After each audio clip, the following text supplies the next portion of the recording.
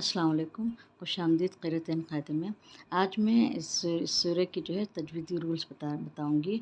इससे पहले मैंने 2-3-4 दिन पहले मैंने एक वीडियो बनाई थी जिसमें सिर्फ़ क़िराअत ही सूरह तकवीर की क़िराअत हुई थी। उसके बाद एक 2 रोज़ के बाद एक और एक वीडियो शॉर्ट वीडियो बनाई थी जिसमें 2-3 लाइन इसके सूरह तकवीर की आसान तफ़सीर शॉर्ट में बताई थी 2-3 लाइनों में। अब इस सूरह में जो मैं आपको सिर्फ़ इख़फ़ा के बारे में बताऊँगी।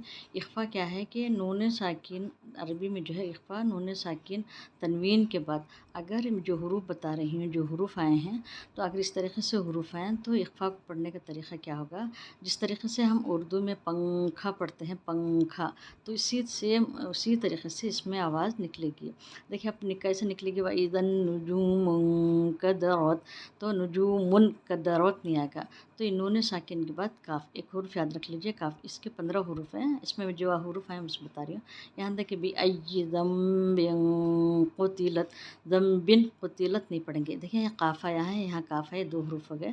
ज़म्बिन क़ुतिलत, तो नून साकिन तनवीन ये याद रखिए, नून साकिन तनवीन के बाद ये हुरूफ अगर आएँ तो पंखे के जैसा पढ़ा जाएगा। फिर देखिए यहाँ पर रसूलिन करीम, रसूलिन करीम नहीं पढ़ा जाएगा बल्कि रसूलिन करीम इस तरीक़े से। देखें इंदा, यहाँ काफ़ आया तनवीन के बाद, यहाँ देखिए नून आया, नून के बाद नून साकिन के बाद दाल आया है, तो इंदा इस तरीक़े से आएगा। यहाँ देखिए मुताइन सम्मा अमीन, मुताइन सम्मा अमीन नहीं आएगा, मुताइन सम्मा अमीन।